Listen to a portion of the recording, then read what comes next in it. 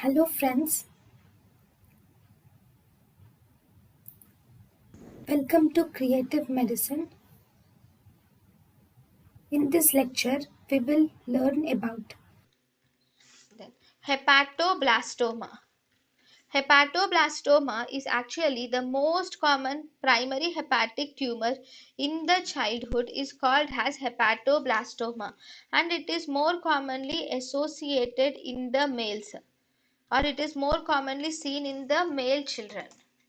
Now, it is one of the risk factor of this hepatoblastoma is the low birth weight is a risk factor of hepatoblastoma. Most of the cases of hepatoblastoma are sporadic in nature, but there are some cases which are also associated with familial disorders like Beckwith-Wiedemann syndrome or familial adenomatous polyposis.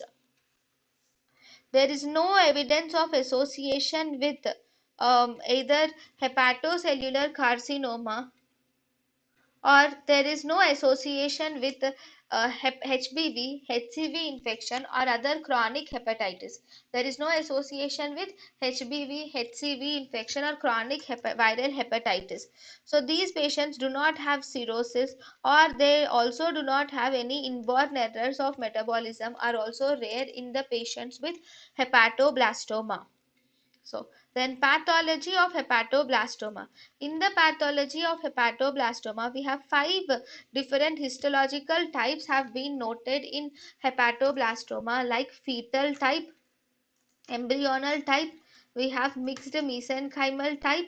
So fetal type, embryonal type, mixed mesenchymal type, macrotubular type and anaplastic or small cell type are the five different histological features which are present for hepatoblastoma.